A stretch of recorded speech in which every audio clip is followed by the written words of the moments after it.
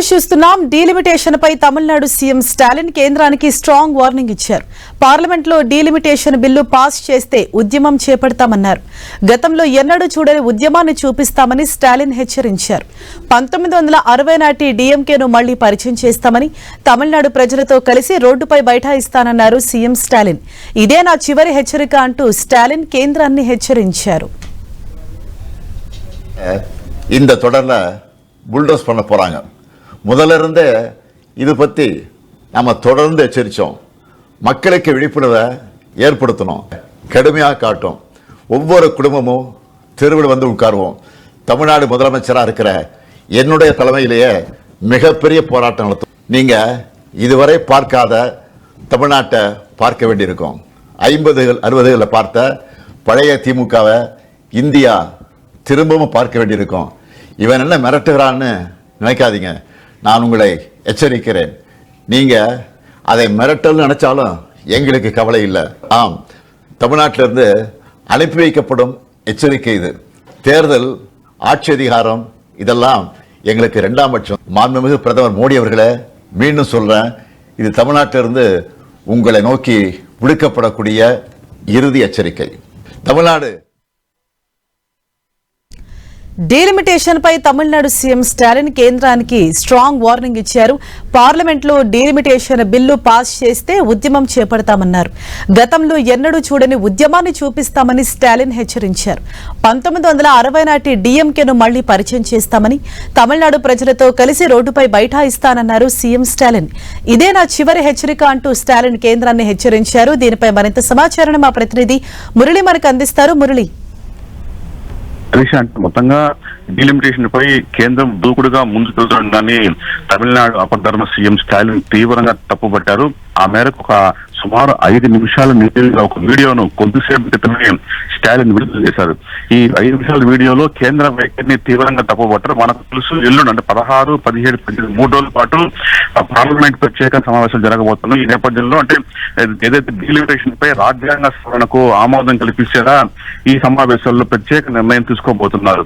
ఇదే జరిగితే మొత్తం రాష్ట్రాల హక్కులు మంటగలిసిపోతాయని చెప్పి స్టాలిన్ మొదటి నుంచి కూడా తీవ్ర స్థాయిలో మండిపడుతున్నారు. ఇవాళ మరింత దూరంగా ఆయన వీడియోలో మాట్లాడడం జరిగింది. నిజానికి రాష్ట్రాల హక్కులు ఏమాత్రం పట్టించుకోకుండా కేవలం అధికారం చేయించుకు అడ్డమైన దారులు వెతుకుతూ ఈవేళ పునర్విభజన చేపట్టారని చెప్పి ఆయన తీవ్రంగా దుయ్యబట్టారు. ప్రధానంగా అంటే మా అభిప్రాయాలకు భిన్నంగా డీలిమిటేషన్ పాస్ చేస్తే పెద్ద ఎత్తున ఉద్యమం చేస్తాను.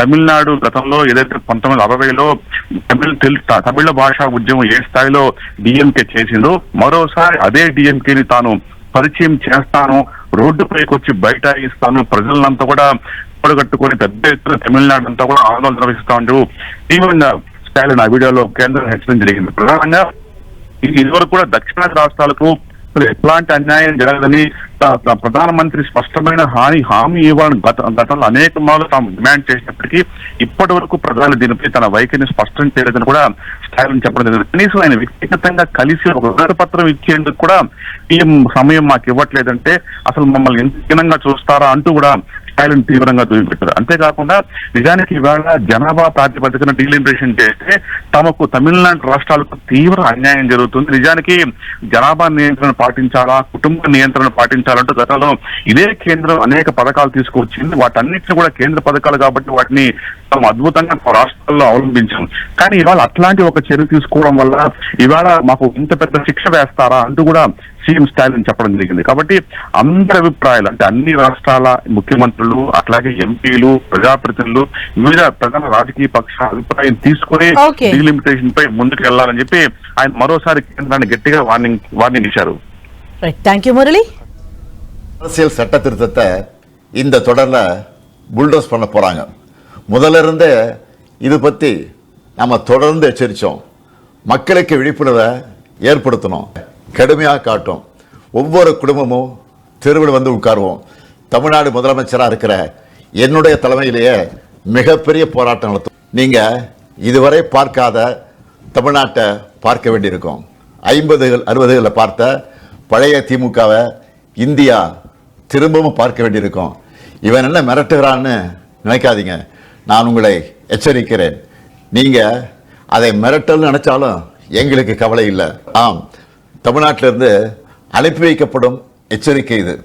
தேர்தல், ஆட்சி அதிகாரம் இதெல்லாம் எங்களுக்கு இரண்டாம் பட்சம். மாண்புமிகு பிரதமர் மோடி அவர்களே, மீண்டும் சொல்றேன், இது தமிழ்நாட்டிலிருந்து உங்களை நோக்கி விடுக்கப்படக்கூடிய இறுதி எச்சரிக்கை. Tamil Nadu will fight. Tamil Nadu will win.